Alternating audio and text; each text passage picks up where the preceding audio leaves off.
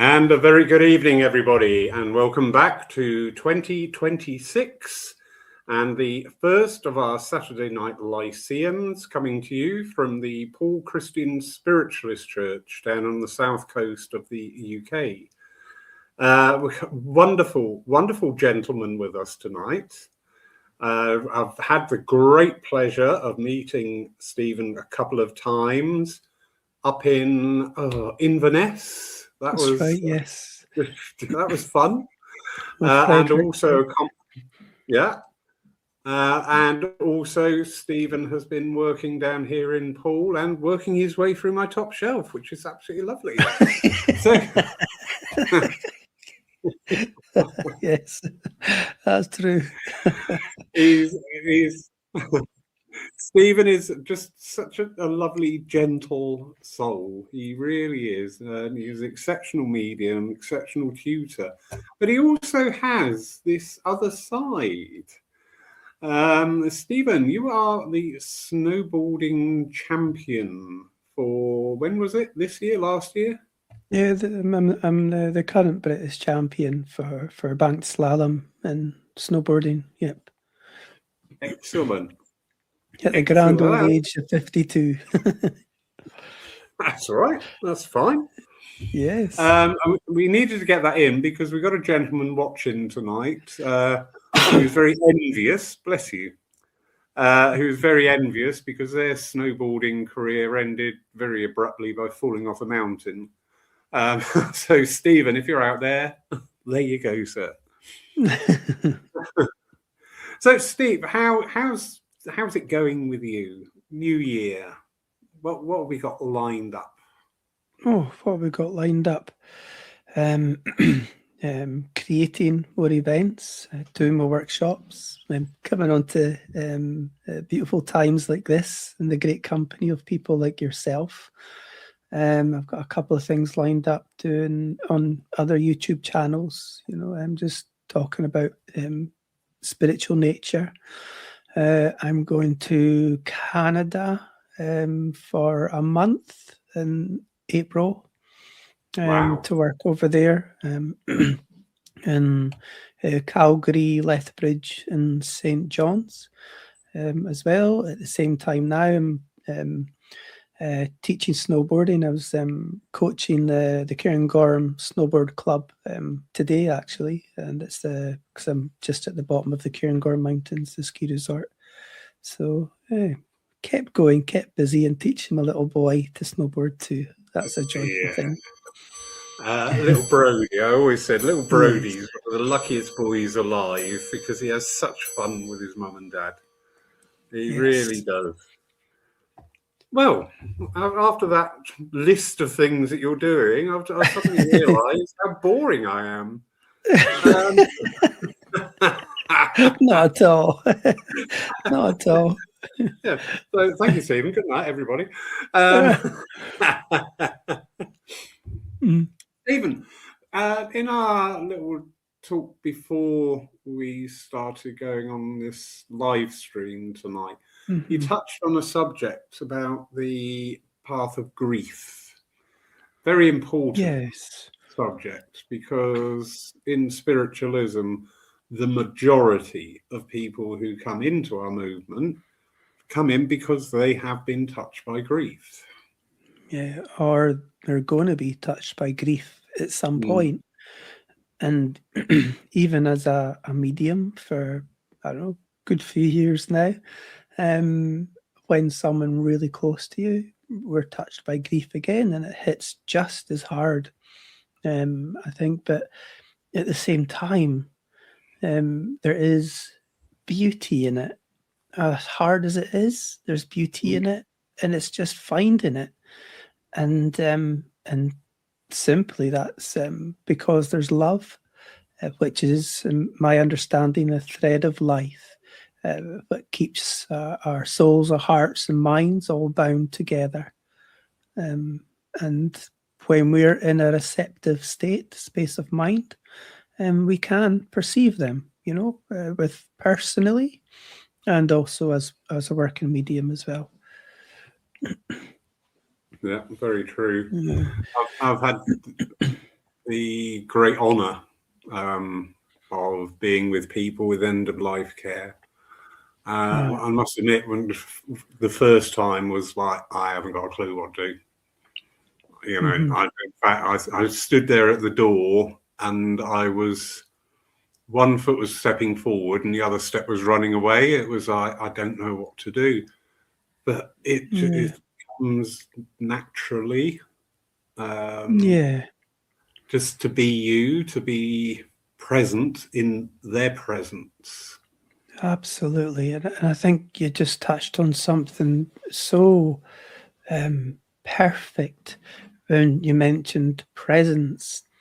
And in my understanding, that's where the true relationship is blending and bonding always, whether we're with people physically or people in the spirit world. And it's that presence as it comes and binds together. There's that where that true conversation. Don't know what's the right way to say. Experience is a better word, I think, where the conscious mind can be the observer of that experience, and that's what I think. Yeah, no, that's fascinating. Quick hello to everybody. Lovely Craig Morris is with us. Good evening, Craig. 2026 to you, and I can see you're busy already. Ashley is in. Leslie Thomas. We love Leslie Thomas, but don't tell her. Belinda Dickinson is in Florence. Is it snowing there? Because it seems to be snowing everywhere else in the world. Neil Payne is with us. Geraldine Stormfield. I've had to put a distance between myself and Geraldine because I sense that there is great opportunity that we could get ourselves into some terrible, terrible trouble. So, But you, Lawrence, never. I know. Who'd have thought? Candy over in the Isle of Wight and Nick Smith. Now, Nick Smith puts in a comment here that I would like just to bring up, because there's a couple of points in this I think bear open discussion. Nick's saying that his dad passed away on the 15th of October last year. But he goes on to say he came through 3 days later. His energy light wasn't bright, as a medium said. Other mediums say he's strong energy. Some say it's poor. First of all, Nick, I remember your posts and everything, and sending condolences on the loss of your father. And it is a loss, isn't it? Even though we are spiritualists and even though we are mediums, it's a loss. It does hit us. Of course it does. But I'm just looking. Do you know what? Sometimes us mediums say things, and I think sometimes we're better off if we didn't say things. Yeah. I remember at my father's funeral, and this person was probably very well-meaning, but at the end of the service, as we were leaving, we had the service here at the church and then up at the Creme. As we'd finished the service here, we're leaving, and of course, I'm upset. I've just lost my dad. Of course I'm upset. And somebody came up and said, I don't know why you're sad. You know he's in a better place. Well, we nearly had 2 funerals that day, I can tell you. But sometimes we get awkward, don't we? We get awkward and we want to say something that will help somebody too. But at the same time, I don't know if I'm reading it right. As I'm quite dyslexic as hell, but he says his light wasn't as bright. I don't believe that. No. Everyone's soul is pure, and shines bright always. I think maybe it might have been within the perception of how that medium, maybe I don't know this in the in that situation and how that came around for that person to say that. Maybe that connection just wasn't as strong, and that's what brought his that word's out. And Yeah. I think, in my opinion, everyone's soul is as beautiful as one another and shines brightly always. And aye. Yeah. Yeah. Thank you, Stephen, because I'm exactly the same thought as that, as working mediums. You know, hands on heart, we go up some nights and we think, oh my God, what went wrong there? That was awful. And other nights you get up and you think, wow, that's nothing to do with the spirit. That's to do with us. The spirit is constant. Yes. So, Yeah. Nick, sir, if I may offer some words there, and if you take it, great. If you don't take it, great. All right, there's no offence or harm intended. Your dad is your dad in spirit. All right, he's as big and as bright as he ever was. Some people will see him clearly. Some people will see him through darkened lenses. That's down to the medium. It's not down to your dad, mate. All right, so Yeah. and also, again, as I just briefly touched on, we can be very awkward around grief, can't we, Stephen? That was your lead into saying something. Awkward. No, I think some people, and myself included, it's, when you go to a funeral, for example, it's like, how you doing? How are you doing? I'm like, we're at a funeral. How do you think I'm doing? Yeah. It's that awkwardness of, what do I say? How do I make it better? Kind of thing, Yeah. And I think it's just finding those right words that can be encouraging and enriching. I think, and again, I think it's personal to each individual, and things like that. And sometimes it could just be, as you mentioned before, you talked about presence. Your presence can speak louder than words just by being there, offering a smile, a handshake, and even how you handshake, a nice strong one, can give someone so much comfort. It's just the,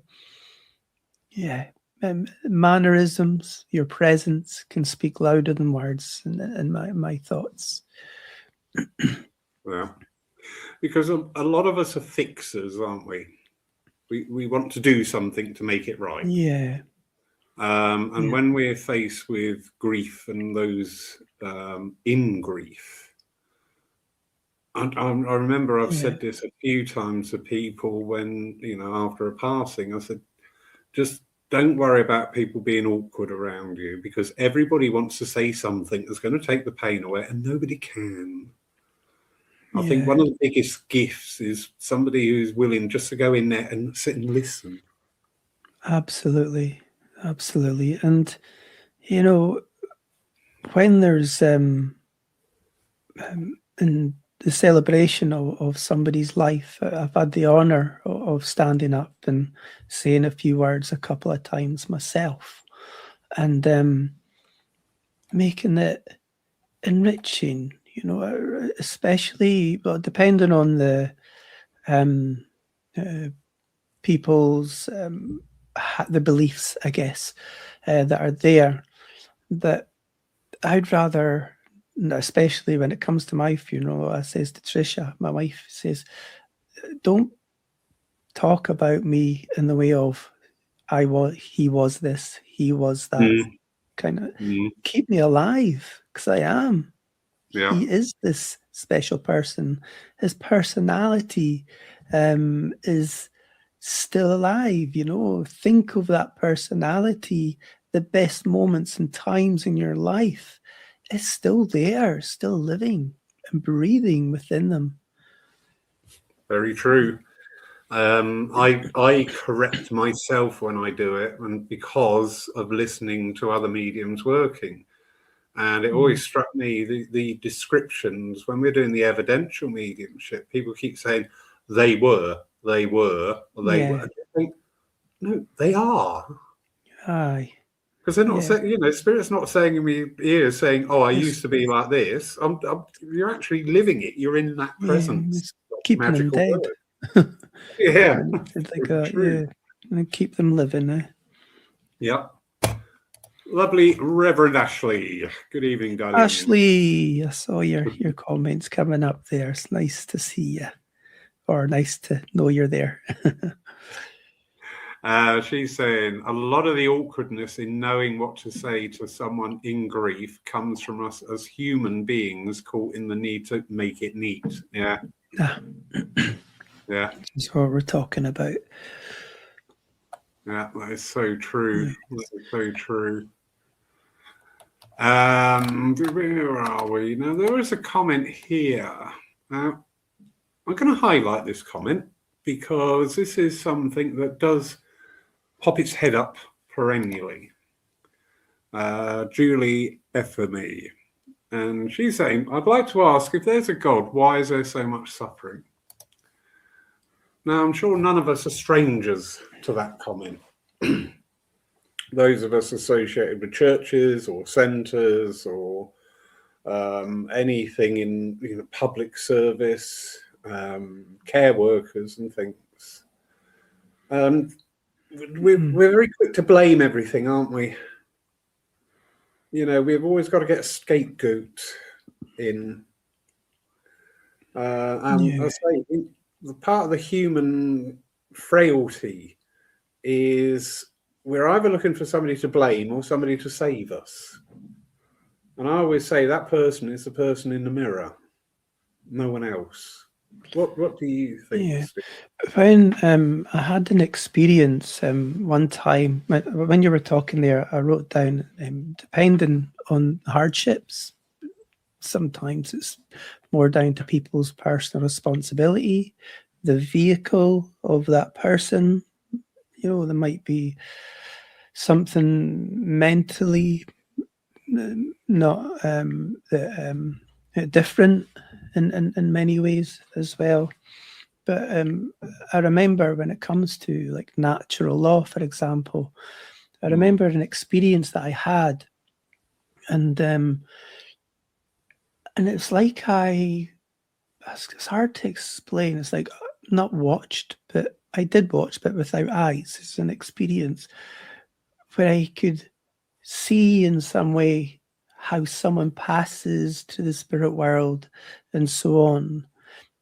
But the thing is, from that, it's so hard to bring to words without bringing in an emotion in some sense, because it felt like there was no emotion in some way. Of course there is, because it was like everything was okay, was the feeling that I had. It was just natural law. It was beyond, behind, it's where there was no pain, basically. That's what I'm trying to say. It was natural law. And what I would say is that exists because I've felt it. I know it as an experience of my own. So that exists where there's no pain. Yeah, that's very true. Lovely Candy from the Isle of Wight, and she says, or asks, everyone deals with grief individually? Question mark. What do you think, Steve? Oh, absolutely. I mean, every single part, out of the billions of people in this world, there is no one else that is you. There is no one else that is your loved ones. So therefore, the uniqueness in each individual, we can contemplate upon that.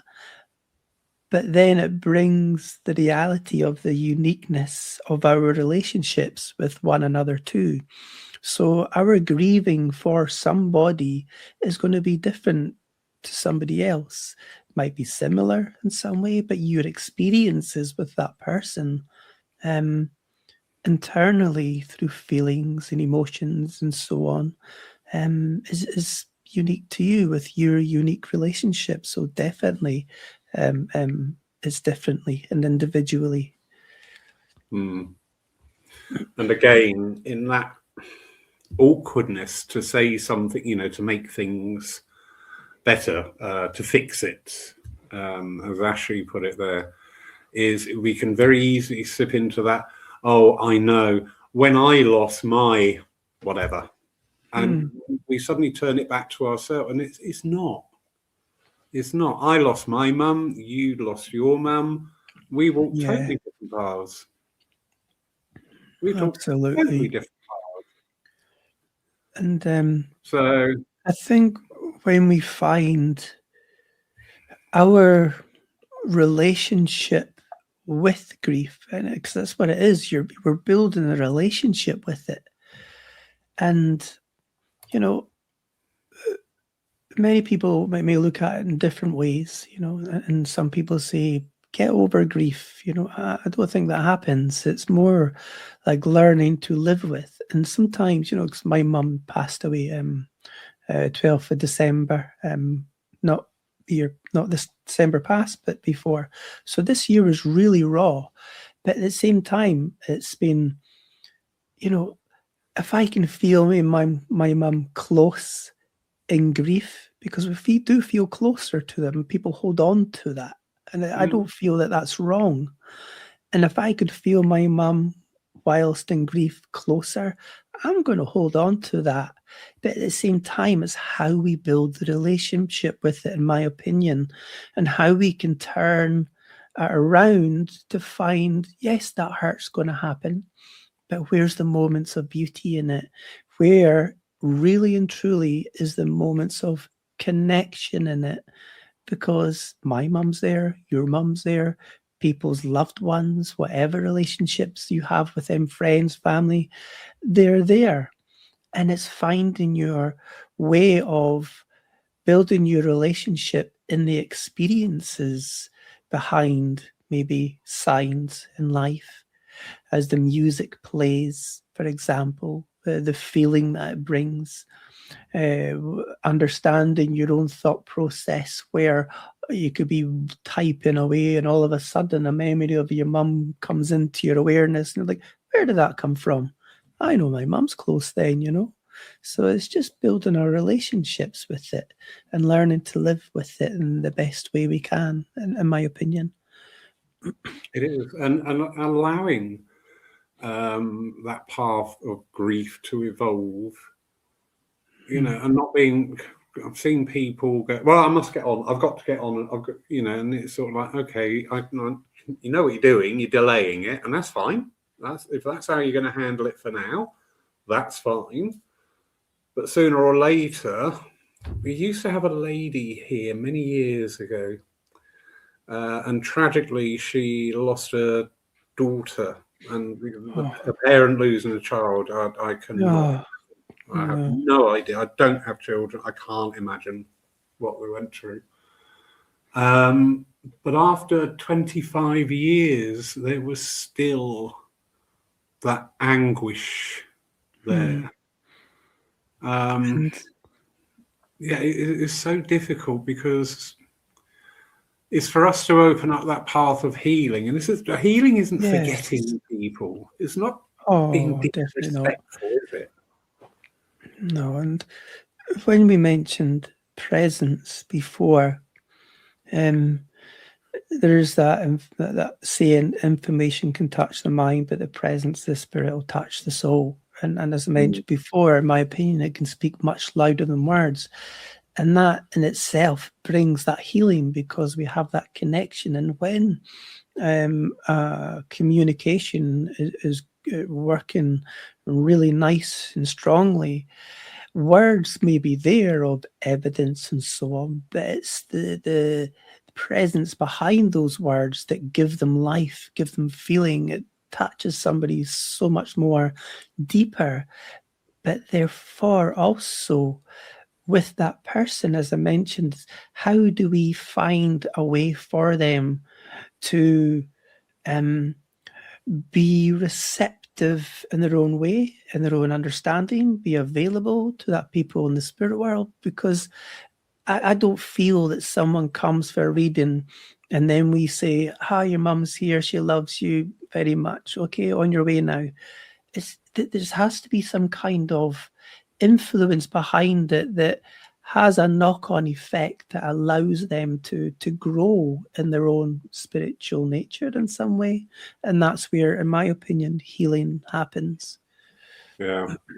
No, I agree, because I feel sometimes we can get a little bit too obsessive on what do you call evidence? Do you know what I mean? Yes, yes. It becomes this litany of they remember this, they remember that, they do this, they do that. And they're searching so much for facts, for statements. Yes. But if we just allow ourselves to pull back a bit and relax into that communication, we can turn it from a list of statements into a conversation. And when we move into that energy, that's when things really start to... I noticed that in myself. When was it? Was it last night? It was. I think it was.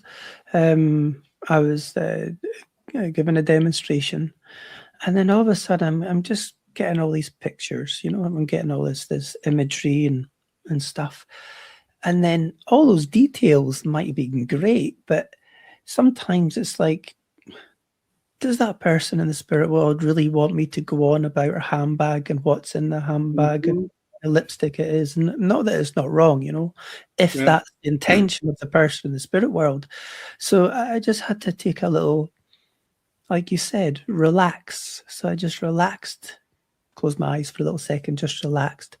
And then that natural bond and blending, because it's nature, natural law, our soul in the spirit world, they know what to do and how to do it. And if we can be in that receptive state, all those, as I said, relaxed, and then all that senses started to ignite again with the feeling and the emotion and the personality rather than just facts.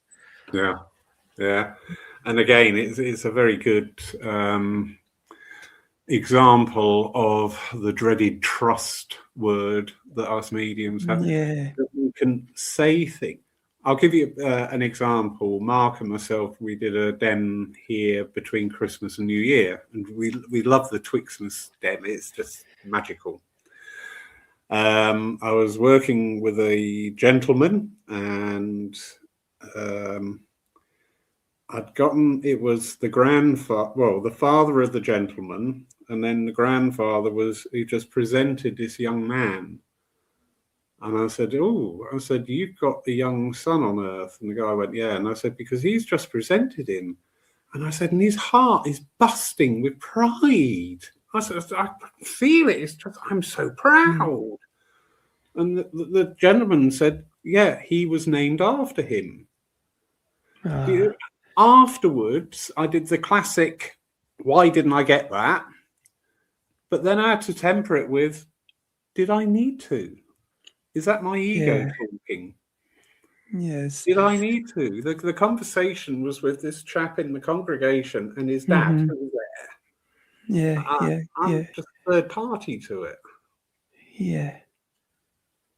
So I think sometimes we try too hard. Yes. Yeah, definitely. And I've done that and still do it now and again. But it's, I guess, just acknowledging it and, just doing the best we can. Lovely Leslie Thomas here. And she says her husband, who was on a ventilator after it was turned off, the doctor said for about 10 minutes. We were speaking to him to comfort him and saying our goodbyes. But after 30 minutes, the doctors didn't understand why he hadn't passed. I knew he was struggling. I could see his parents with their hands stretched out to take him over. I could feel the change of energy, and the purest of light surrounded us. I said to him, I know you can hear me. Take your mum and dad's hands and go with them to the light. Unfortunately, it's cut off there, Leslie. But yeah, that I've been in similar situations with people and said, it's okay to go. It's like people sometimes just need that little bit of, not encouragement, obviously, that's totally the wrong word, permission. Yeah. And I guess, I don't know, but sometimes, yes, it's natural law and the body can take its journey in that sense. But I remember, I've got a few examples, but I remember with my mum, one of them is me and my sister had not slept for like 2 days because we just did not want to leave her, be by her side. And then eventually we got a little room by ourselves. And then I lay down on the floor. And my wife brought up a blow-up bed for me and stuff. So, oh my gosh, it was so comfy. And then when I lay down, my sister had this big reclining chair. So you would think after 2 days we'll go into the deepest sleep because we were absolutely knackered. But 2 hours, I think it was, later, me and my sister both woke up at the exact same time. And that was just enough time so we could go over, hold my mum's hand, and just be there for her last few moments of her breathing. And another one with my gran. She says to my mum before, it's like she didn't want people around her all the time because she didn't want people to be seeing her in that way. But of course, everyone was there, and there was like her brothers and sisters, my mum's brothers and sisters, and she got her way because they've been there for like 2 days again, and they just went out to go and eat their fish and chips, and then in that time, this was just standing outside the door, and in that time, she took that moment, and she was, that was her. So you and also, I'll shut up in a second. You've got to be going now. But even with the nurses that were coming in with my mum, and he says it's quite amazing when he was coming out with stories of, like, they've been lying, like people have been lying there for days, for example, and then it's like they've just waited for their long lost son to come all the way back from Australia to then hold her hand, and then that was it. He said there's definitely something behind it sometimes, in their opinion. So it's quite interesting. Very true. We greatly underestimate the power of will and mind and consciousness. I've seen this in healing cases. I've seen people give up. I've seen people go, I can't do this anymore. And literally, they go very quickly. I've also seen people, we had a guy who used to come in many years ago, Peter. He was a bugger, and he probably still is a bugger when he's up there, but he was a lovely bugger. But Peter had stage 4 cancer. Peter was given 3 to 4 months to live. Peter said, excuse the French, everybody, not bloody lightly, he said, I haven't done all the things I want to do yet. So Peter hung on for 7 years. Wow. And then just went very peacefully one night in his sleep. Because he had set, that was it, he'd set his purpose, and really, I was just like, I used to love Peter. I still do love Peter. He was a real bloke. He was funny. And you just had to remind yourself at times, going, oh my God, this guy is so much on borrowed time. It's, what the hell? Going back to the comments here, excuse me, I'm probably going to murder your name, so apologies. Hemels? She says, you build a life around your grief, which is also mirrored here by the lovely Stephen Mager. And I think we grow around our grief rather than getting over it. Yeah, I like these comments. Yeah, learning to live with it. And of course, we grow, absolutely. Yeah, no, it's very true. And again, that grief is going to be part of our life. Right. It's Esmeralda. Now I know. So Esmeralda, the lovely Esmeralda from Holland. Hello, darling. But one very interesting, you know what it's like, Steve? You don't remember every message that you've ever done because you would. Oh, definitely not. Yeah. Not with my brain, no. I don't. I walk in the kitchen going, give me a clue. I'm out here for a reason. No idea what it is. But I always remember the lessons that I get with in the mediumship. And I was having this beautiful communication from a father to his daughter in the congregation. And towards the end, it just shifted, and I went, So Dad's highlighting here the last 4 to 5 months. And she went, yes. And I said, and he's very apologetic because he tells me he was very awkward, and because of what was going on in the mind, things were said. And she went, yeah, that's very true. And then he said, and I said it out, and when I said it, I went, wow. I said, but he's telling me that his passing was part of his life's lesson. And I went, oh my God, I've never thought of that.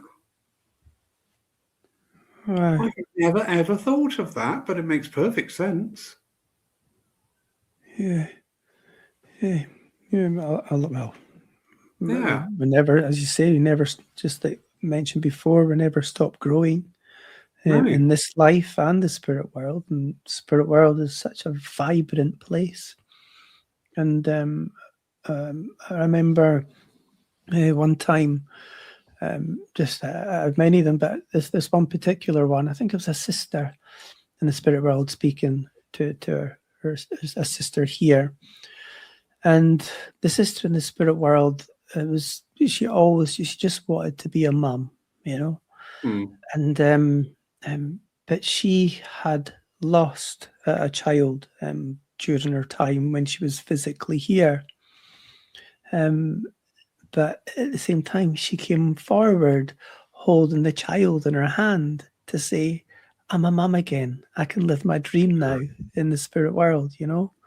And what we can't do physically, well, maybe we can do that in the spirit world.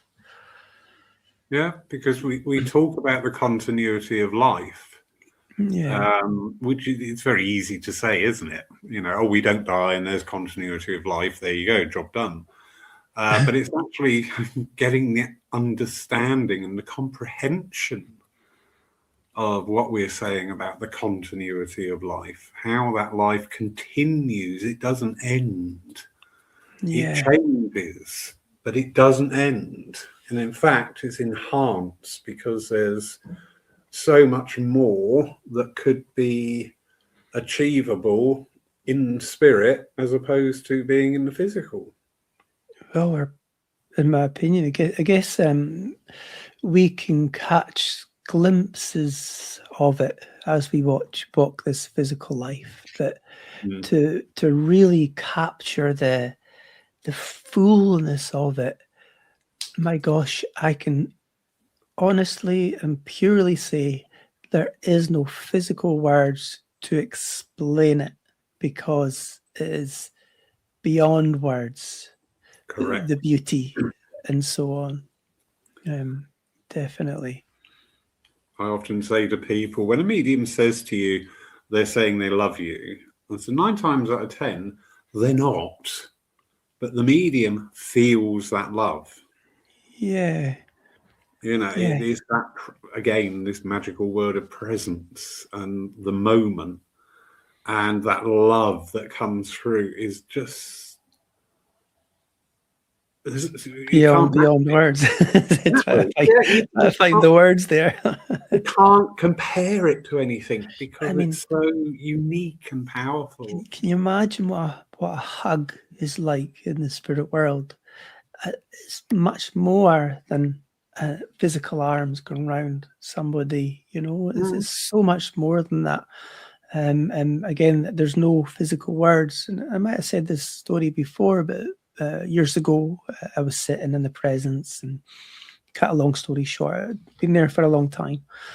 And then a certain piece of music came on, and my brother came close. This was just about just a few months after my brother passed, actually. And before I even started this journey, I was just so like, I wanted to understand it. It was so amazing, when I was wanting to explore it more. And then my brother came so close, and again, there is no words, that our souls were, two souls were one. His tears were my tears were his tears. It's there wasn't even a word that is needed. It's like when we speak to people in the spirit world, there's this conversation of like, how are you doing? If you met your loved one, how are you getting on? You'd want to ask that. But in that presence, and that pureness, and that oneness, there was not even a word needed. Everything and anything I could ever want in the whole world was in that moment. And again, there is no words to explain that. The fullness of it. So it's just, again, that's just touching upon a hug from the spirit world. And now we can think, as those come close to us, like here, now, for example, we're truly being hugged beyond measure, beyond like unconditional love. And it just depends on how our mind is in a receptive state to experience a part of that. Yeah. And everyone has that hug now. Yeah. So lovely Leslie Thomas, who we read from earlier, the bit that was truncated by the chat box here. She goes on to say, what I went to say was, as I spoke to my husband, it was soul to soul in the presence and power of our divine great spirit, creator of all, which mirrors beautifully what you just saying there. Yeah, soul to soul. Yeah. Yeah. Thank you, Leslie. Nice one. Thank you. Excuse me. So, Sarah. Thank you. Yeah. Thank you. She's enjoying, which is wonderful. But yeah, the grief isn't, sadly, it's inevitable, isn't it? Oh, it is inevitable. It happens in so many different ways. I mean, indeed. Our animals, and even if we're, like when I go to France to teach snowboarding and I'm away from my wife, my boy, it's a part of me grieving in some way, just wanting to that hug, But truly, if I'm thinking about it, truly, that soul to soul hug is already happening. Even although we're miles apart, it's soul to soul, as we mentioned before. And that's what it brings, as the heart reflects upon the soul, it brings that yearning of, we're living a physical nature. I want to wrap my arms around him at the same time, as well as having a soulful hug. Yeah. And Geraldine picks up and literally is going to say about pets and grief as well. Listen, to people who are going through that grieving journey of people, this is not demeaning, but pets do it as well. I think I've got I don't know, I keep myself to myself. I don't open up very much at times. And I think that's slightly a preservation thing, because I find the experience of grief, of conflict and being let down, I find that really hard to deal with. So I try and keep that little buffer. But animals, I've got my heart from the word go. In fact, I'm panicking today because my squirrel, who's been around every day for the last 3 weeks, didn't come today. And I'm out there calling him, thinking, I hope he's all right. I'm walking up and down the road with a big pie in my hand. But it is so Ah, true, isn't it? It's, it's a that lot. connection. Yeah, wonderful. Thank you. It is that connection. And again, when we bring that back to our movement and what we do, it's trying to, we can never bring it back because we can't go back. No. We can go back as in the evidence that we present, And the memories. Yeah. Yeah. But once we've striven to get, is that a word? Strive to get that connection there, it should be of the now, Yes. that's going forward. I always say to people and like in workshops and things like that, never look for the same experience twice, because that is through natural law. It's all natural world of cause and effect. It's always moving, always evolving, always changing. What we need to do is trying to learn to walk with it, and therefore we can open ourselves up to new experiences. And I guess sometimes it's because a special experience is one to hold, and because it might have been so beautiful, and that's something that the soul, the heart, the mind will forever have. It's like a gift in some way. Yeah. Gift to the mind and the heart. Cat Goddess.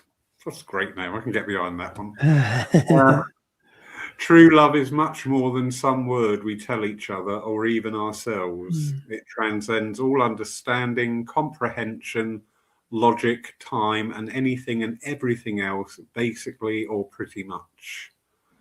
It's very true, isn't it? Because it's this huge emotion that washes through us like a wave. Yeah. Again, I'm not no one to make it all about me, but it's just through my experiences. But I'm hoping in some way by sharing these experiences, people can take comfort in it too. And I know that many people here already have their own experiences. And it was just our last home circle, and I was sitting in the altered states and so on. And sometimes, when the spirit world start to speak, for example, there's a little part of me that kind of feels a little bit left out sometimes, because you come round afterwards and it's just like, you might have a clue of what's been said sometimes, but the last one, I guess it depends where the attention is. The spirit world's attention is for the people that have been sitting in front. The strength and the energy, if you like, was there where they were able to put their attention to me for a while. But I was held in this space again because I was being the observer. My mum came close and so on. But from there, I felt all our dogs that we've had in the past, and I didn't consciously make that happen. I didn't consciously say, "Come on here, girl. Come on now." It's there, and I mean they've passed for so many years, but the beauty in it, it was. I was going to say it's like they're still living, but because they are, but that it's just. I hope people can find comfort in that some sense. It's just that they're always there. Very much so, and it's also the, nothing. I always say that nothing happens by accident with spirit. Everything that in our interactions with spirit, so where you are holding that space, I mean, that's already known by spirit. They already, I don't like that word because I'm teaching now not to use this, I'm waiting for spirit to bring something to me. And I keep saying no, because you're putting in a distance. Aye. Please stop saying I'm waiting for spirit to come to me, or hang on, they're coming close. They're there. Understand that they are there. You open up the doors inside, not externally. But when we are working in whatever respect, whether we're working on a platform, working in the church, running circles, I say to my circles, spirit already know about tonight. This isn't a spontaneous event. Yes. This isn't like two strangers meeting and then striking a conversation. This is already known, and all of our experiences are already known. Yes. And they're based on our needs. And I remember Mavis Patilla always used to say, the demonstration's already been done. It's already, it's everything. In my understanding, again, when we look at it, everything in all life is around us all the time. It's only what we're aware of is what can limit or enrich. Just like as maybe what you said there, I'm waiting for them to come. And guess if we can, I'm giving myself a lesson here too, in knowing this. And it's just like, it can be in anything in life, in our spiritual journey, in our work. As the world is a world of, I don't like the word using like energy, but it is. Vibration, frequency, energy, and how we are able to harmonize and attune to that can then become a reality. And I guess we've all got a job to do, is to strive to make it a good one. Yep. This is very for true. us and for those in the spirit world, because they don't want us to feel hurt. And when we get those times where we feel we're either treading water or swimming against the current, this is all part and parcel of life's rich tapestry. If you feel like you're swimming against the current all the time, maybe that's an opportunity to go, so what would happen if I just went with the flow? Yeah. Rather than, I want to keep this here. Why do I love doing that. I bring it back to self. Why do I not want it to change? I'm not blaming anybody else. It's me. It's my thing to own and to understand. Why do I not want this to change? What could go wrong? What could go right? Yes, that's the better thing, isn't it? That's a good thing. And even in wrong things, what we may think is wrong is a stepping stone to the right thing. Yeah. And indeed, in this wonderful, inspirational way that spirit works, there's the topic of tonight of loss, of grief of people. Please do not get me wrong. I'm not saying it's a good thing. It happens and we adjust. And I love those comments about we grow around it. And we incorporate that into us. And of course, if we had the opportunity and say, no, I want them back, I understand that. I would give my eye teeth to have my mum and dad sat at the table right at this time. Yes. They are sat there in the physical, And we are like, well, me anyway, a person of like habit, if you like. Or routine in some way, so I used to phone my mum every single night, 3 times a day, just because I could. And then when that's gone, that routine, again, that's another grieving in its own. Many people's, it's not just the loss and the missing of someone, it's all the things and everything that happened around it as well, that we can miss. And again, as we learn to grow with it, we learn to have new routines and so on, and finding our connection. Those moments, isn't it? And you just think, oh, they would love, you see something or hear something and you think, oh, I must tell and it's that evolution of the soul. But death is part of life is part of death, and I'm not being demeaning there at all.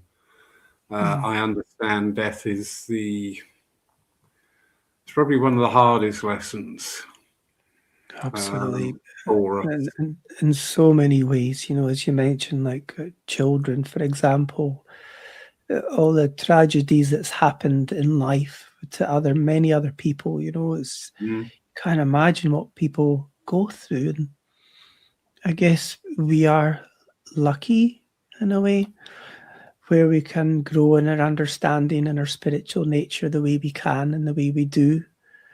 But we have many that haven't got that, where life has just been all the material things in some way, that I guess it moves them into a state of being where they're forced within themselves to look for a bigger and better reason to life rather than how it presents itself.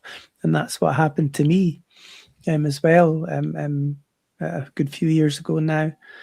And that was the opening of the door, if you like, that allowed my own soul, the spirit within me, to rise and bring experiences and beyond the physical and conscious experiences of life.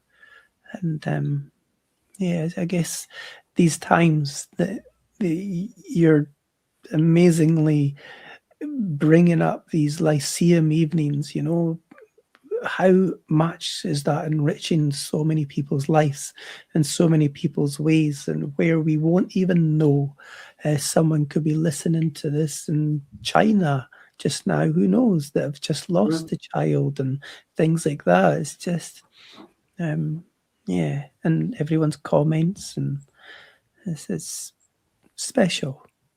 It is very the lovely Reverend Ashley, and she's put a comment in there. Can I just say what a very tender and healing conversation this is with you both this evening. Thank you. Thank you, Ashley. That does mean a lot. And she goes on to say that I love this line. Do you know what? It's very hard to say this line without singing it. Oh, love that will not let me go. The vastness of this intelligence and power that works through all places and all times. So true, so true. Esmeralda from very cold Holland. I think it's -12 out there at the moment. That's a bit Baltic, isn't it? What are you up there at the moment? Here? Yeah. We've been down to like -10, -12 as well. It was in some places it's gone a lot lower than that, yeah. I don't mind especially at the mountain. I don't mind temperatures like that as long as I'm in a wood chalet with a roaring wood fire, a sheepskin blanket, and a decent 14-year-old malt in my hand. That'd be great. With your squirrel and your cat. Yeah. I put a duvet on the settee about 2 weeks ago while I was changing it, and she's claimed it, so it's still there. Washed it just for you. Yeah, she's done a Sheldon. Mine, I think. Well. Anyway, Esmeralda. The spirit world doesn't change. As spiritualism mediums, there will always be a difference in percentage evidence. People in the world change, so how do we go with this in our mediumship and spiritualism? That's an interesting question there. How do we... There will always be a difference in presenting evidence, not presenting. People in the world... So how do we go with this in our mediumship and spiritualism? I may be wrong. I think where Esmeralda's coming from there is there's been a very common phrase, and it's always been used in our movement, but it does seem over the last 3 or 4 years it's used excessively, where you hear mediums saying, oh, spirit has changed the way they're working with me. Now, at first, I never challenged that, but after a while, I thought, well, do they? Or do we change?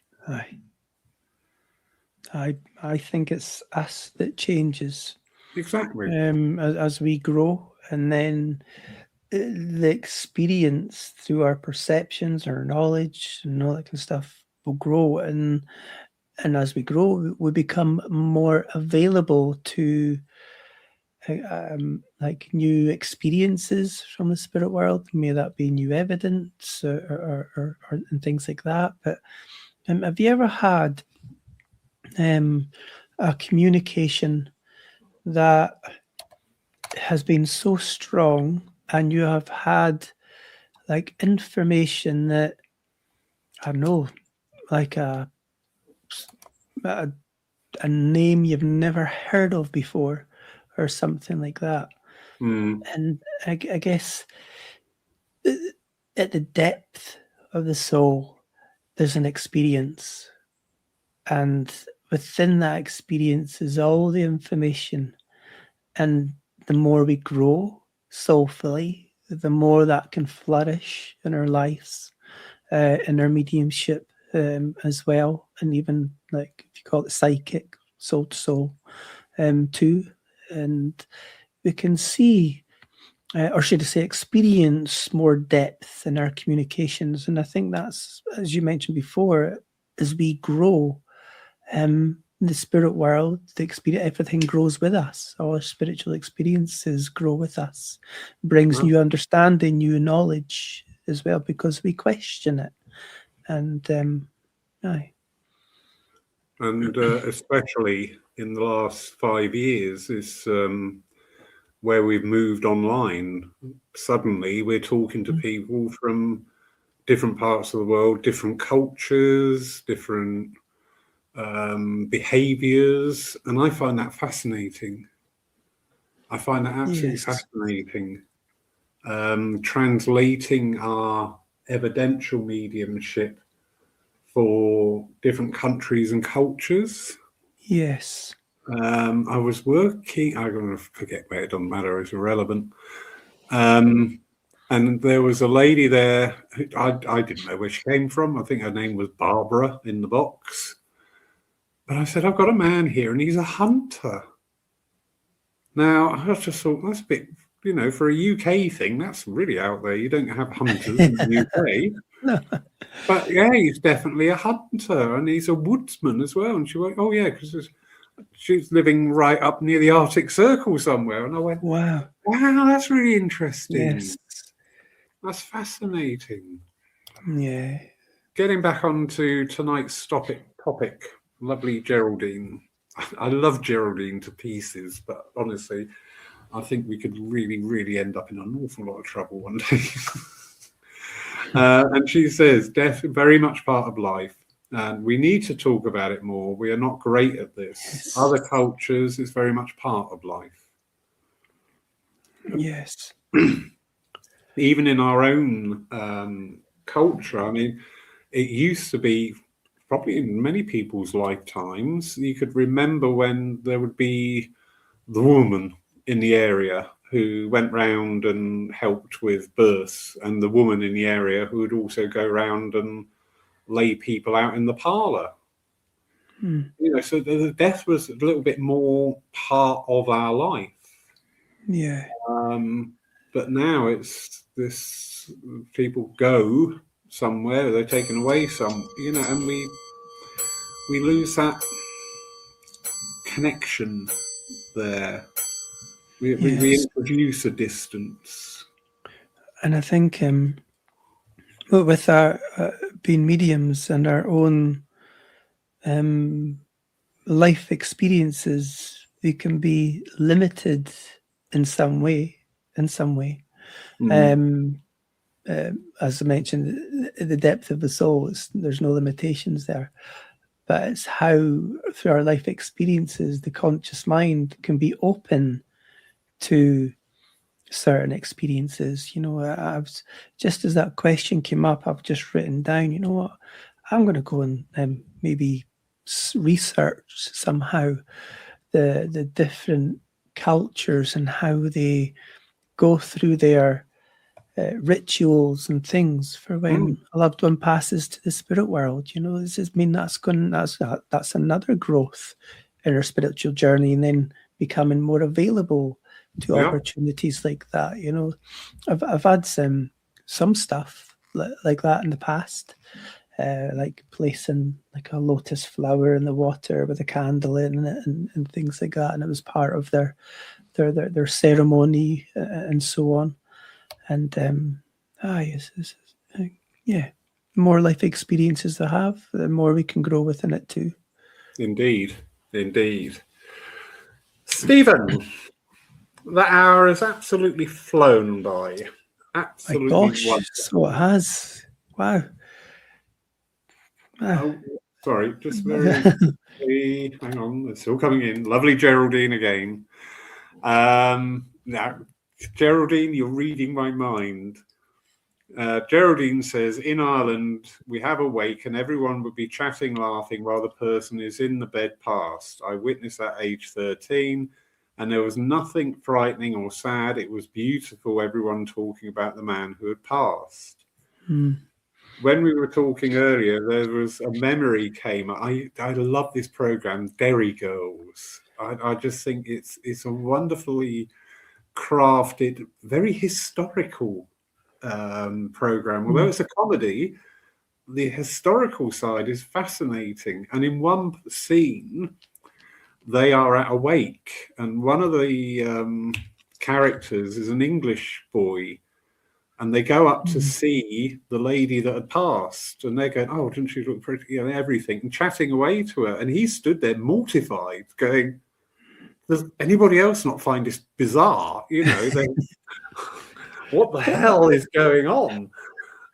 It just highlighted, you can just hopping over to Ireland. It's absolutely different approach. One post I saw, and on it was on social media, and it was a funeral in Ireland, and they just laid the coffin, and I guess they had to play a certain piece of something, and as they played it, it was the guy.